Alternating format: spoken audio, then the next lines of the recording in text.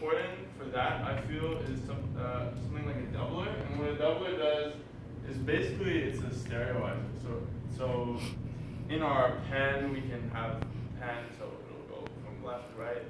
But this one will make it like a wider sound. And what I've found when I was listening to like super quality productions, I realized that you could place each instrument like in your head. You could be like, the hi-hat is like here, and the bass is in the back of my head. So when thinking about that, something like the doubler tool is really effective because it gives you the direct sound first. So if we listen to this, we can listen to it without any of the stereoization.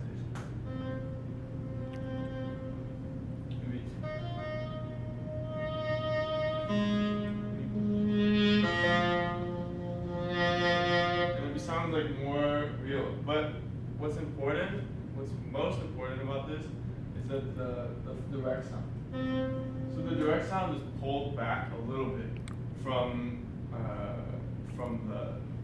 your forehead. I would describe it. It's pulled back from the front.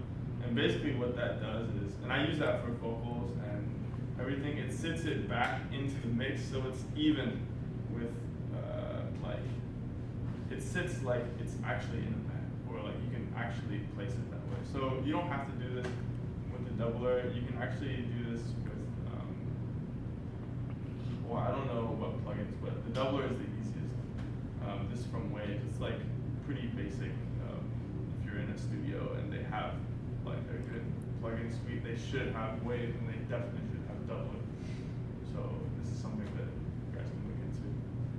So that's what I used for most of my like instruments, like pulling it back and like placing it in the stereo image. I didn't fully go into it because actually this is not the song that I wanted to show, but that's okay.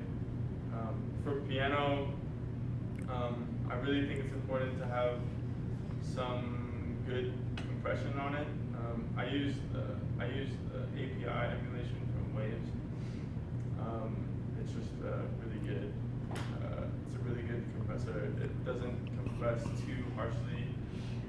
It gives some dynamics to it as well. I think that's why a lot of like rock comes from it. It's like a live performance music, and API gives like that nice live sound. So I like API a lot.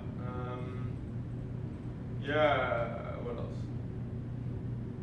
What are some other? Oh, so for also like for mastering, I think something that's really important is, well, to cut out anything below like 40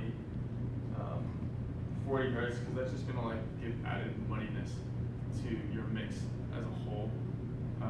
If you have any like distortion in the bass, so when you listen to it on different platforms like your computer or speakers, maybe things that can have that extra 40, it just muddies the mix in general. So take that off first.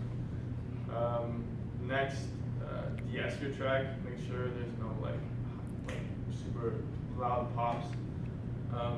And then you don't have to have this plugin specifically, but basically this is a multi-compressor, and that's a compressor that compresses different frequencies at different levels. And basically what this is doing is it's compressing different frequencies at different levels, and then these are like buses of their stereo width. So in turn, what it's doing is it's making like a stereo and compressed portfolio of like the song as a whole. And it's important because it makes like, maybe your highs are too dynamic, and you want it to bring it down a little more because your vocals are, you have a female vocal and you want those highs to be present. You can compress it a little bit more, and you can change the stereo width so you can fit it in your head so it sounds like a natural track, and vocals aren't buried or piano's not buried or anything specific. And then a light EQ. Is it a multi-band compressor? It is a multi-band. That's what I'm trying to. But what I was trying to explain, while I was like over-explaining a little bit, was that the difference between like I have something called vitamin, and vitamin is really good because of the stereo effect. Because like if you have just a multi-band, then it's gonna be taking the stereo that you have just in your mix, rather than making your song as a whole like wider and like more. And that's where you get like the wide sound that you're like listening to on your headphones. Like how do they do that in the studio? You can get like a wider sound like that. So something like vitamin. But the alternative to that is just busing.